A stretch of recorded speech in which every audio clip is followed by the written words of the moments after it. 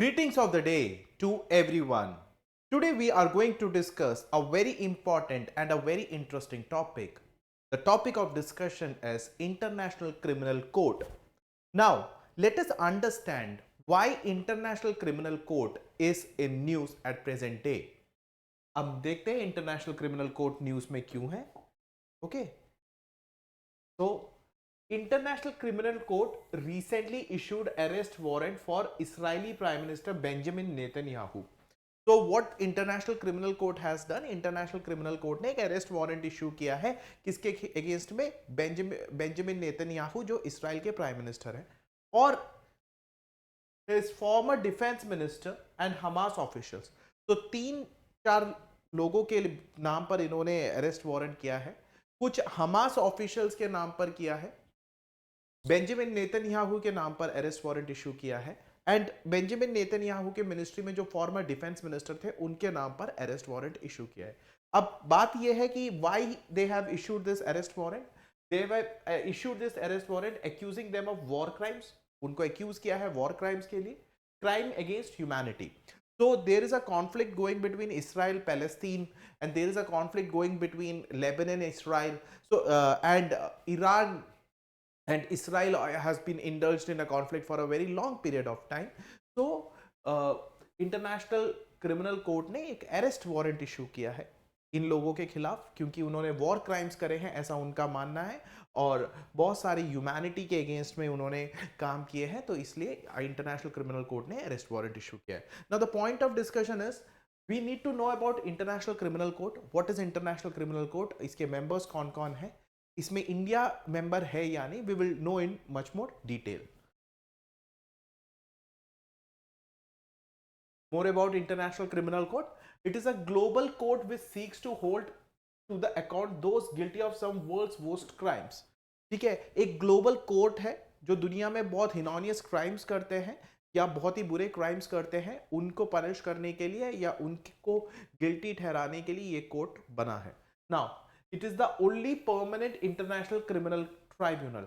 ये दुनिया का इकलौता इंटरनेशनल परमानेंट ट्राइब्यूनल है या ओनली परमानेंट कोर्ट है. नाउ इसके बैकग्राउंड के बारे में जानने से पहले अब ये देखिए कि वो क्राइम्स जो करे हैं उनको पनिश करते हैं और दुनिया का इकलौता ओनली परमानेंट ट्राइब्यूनल है. नाउ बैकग्राउंड जानते हैं. International Criminal Court was established by an international agreement. एक इंटरनेशनल एग्रीमेंट के तहत इंटरनेशनल क्रिमिनल कोर्ट को एस्टैब्लिश करा गया था. It is called as the Rome statute.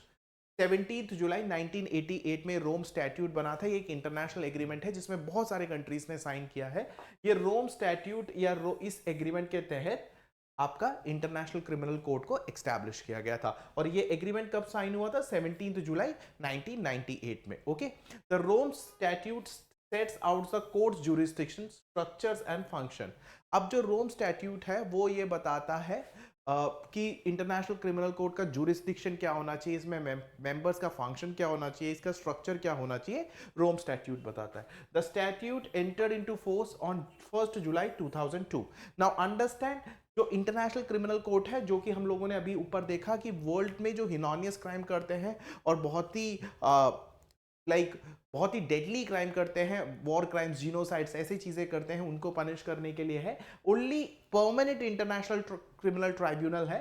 ठीक है, ये रोम स्टैट्यूट के बेसिस पे फंक्शन करता है जो कि 17 जुलाई 1998 में बना था, बट ये एक्चुअल में इंप्लीमेंट कब हुआ था? 1 जुलाई 2002. और रोम स्टैट्यूट ही उसको बताता है कि इंटरनेशनल क्रिमिनल कोर्ट के ज्यूरिसडिक्शन क्या है, इंटरनेशनल क्रिमिनल कोर्ट का फंक्शन क्या है और उसका स्ट्रक्चर क्या होना चाहिए.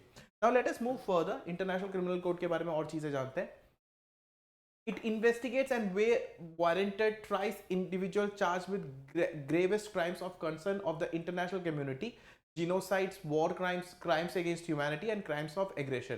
तो अब ये किस टाइप के क्राइम्स को देखता है? सबसे पहले ये समझिए, जो बहुत ही ग्रेवेस्ट क्राइम्स होते हैं, बहुत ही हिनोनियस क्राइम्स होते हैं, या वॉर क्राइम्स होते हैं, या जीनोसाइड्स होते हैं, या क्राइम्स अगेंस्ट ह्यूमैनिटी होते हैं, या क्राइम ऑफ एग्रेशन होता है, उन चीजों को देखते हैं. अभी तक हमें ये पता करना है कि भाई इंटरनेशनल क्रिमिनल कोर्ट है क्या.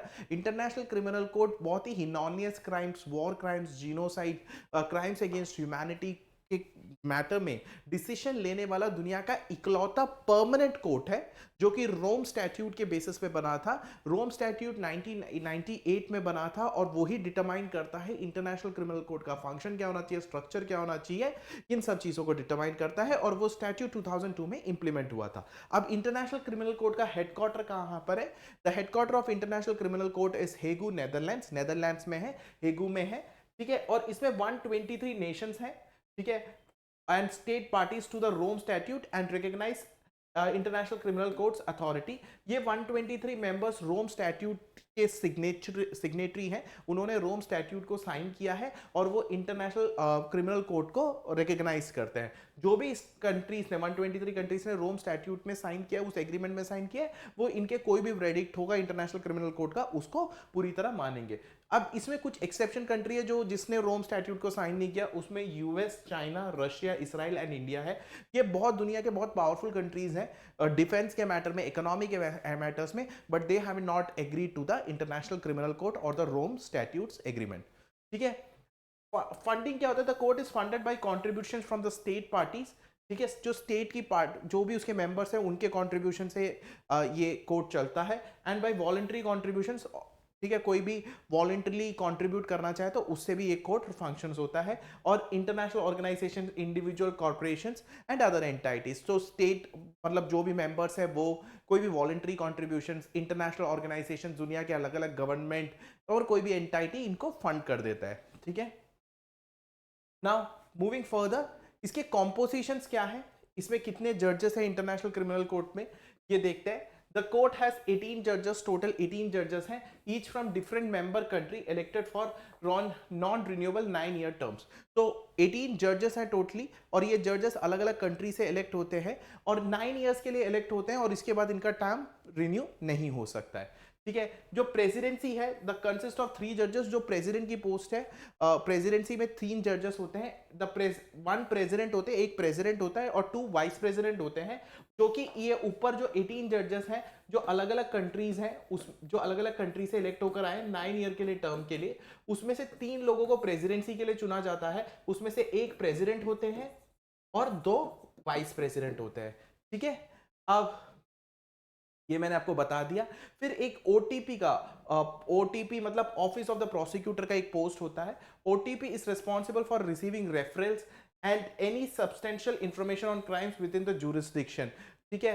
And OTP examines this reference and information and conducts investigation and conducts for prosecution before the court. आप समझने की कोशिश करिए, जैसे ओटीपी का काम है, OTP means the office of the prosecutor, office of the prosecutor, office of the prosecutor का क्या काम है, वही रेफरल्स लेता है कि इस केस का, अच्छा इस मैटर पे डिसीजन लेना है, या इस मैटर को इन्वेस्टिगेट करना है, या इस मैटर पे लुक इनटू करना है, तो वो काम कौन सा ऑफिस करता है? ओटीपी ऑफिस करता है। जितने भी इंफॉर्मेशन है उसको कोर्ट के सामने प्रेजेंट करना, वो सब ऑफिस ऑफ द प्रोसिक्यूटर का काम है, ठीक है। एक रजिस्ट्री है, the core function of the registry is to provide administrative and operational support to chambers and the office of the prosecutor, ठीक है। अब एक रजिस्ट्री है जिसका काम क्या है, जो ओटीपी है, ऑफिस ऑफ द प्रोसिक्यूटर है, ऑफिस ऑफ द प्रोसिक्यूटर जो इन्वेस्टिगेशन कैरी करता है या कोर्ट के सामने, जजेस के सामने, पैनल के सामने केस को प्रेजेंट करता है, उसको सपोर्ट करना रजिस्ट्री का काम है, ठीक है। ऑपरेशनल सपोर्ट भी देता है और जो भी अलग सपोर्ट चाहिए वो भी देता है, ठीक है। यहां पर आपको इतना पता होना चाहिए, इंटरनेशनल क्रिमिनल कोर्ट में 18 जजेस हैं, 18 जजेस अलग अलग कंट्री से आते हैं और उनका टेन्योर जो है 9 इयर्स का है। और उसके जो प्रेसिडेंसी है, प्रेसिडेंसी में 3 जजेस होते हैं, एक प्रेसिडेंट, 2 वाइस प्रेसिडेंट होते हैं, ठीक है। और ये मैंने आपको बता दिया, ठीक है। फिर मैंने आपको एक ऑफिस ऑफ द प्रोसिक्यूटर के बारे में बताया, जो केस को लेते हैं, रेफरल्स को लेते हैं, जिस इन्वेस्टिगेशन कैरी करते हैं, एविडेंस कलेक्ट करते हैं और कोर्ट के चेंबर के सामने प्रेजेंट करते हैं। और फिर एक रजिस्ट्री है जो ओटीपी को ऑपरेशनली सपोर्ट करता है और चेंबर को सपोर्ट करता है। इंटरनेशनल क्रिमिनल कोर्ट इस वजह से न्यूज में था क्योंकि इंटरनेशनल क्रिमिनल कोर्ट ने बेंजामिन नेतन्याहू या इस्राइल के फॉर्मर डिफेंस मिनिस्टर और कुछ हमास लीडर्स के खिलाफ एक अरेस्ट वारंट दिया है। इंटरनेशनल क्रिमिनल कोर्ट का हेडक्वार्टर हेगू, नेदरलैंड्स में है। इंटरनेशनल क्रिमिनल कोर्ट फंक्शन करता है रोम स्टैट्यूट के बेसिस पे, जिसमें लगभग 123 सिग्नेटरीज हैं, ठीक है। और ये रोम स्टैट्यूट ही ये बताता है, जो मैंने आपको रोम स्टैट्यूट बताया, कि इंटरनेशनल क्रिमिनल कोर्ट का फंक्शन क्या होना चाहिए, फंक्शन क्या होना चाहिए, उनका स्ट्रक्चर क्या होना चाहिए और उसका जुरिस्डिक्शन क्या होना चाहिए, ये इंटरनेशनल क्रिमिनल कोड बताता है। ठीक है, तो आज हमने देखा कि what is International criminal code, उसके ऑपरेशंस के बारे में देखा। I hope you understood the topic. That's all for the day. Thank you so much and have a nice day.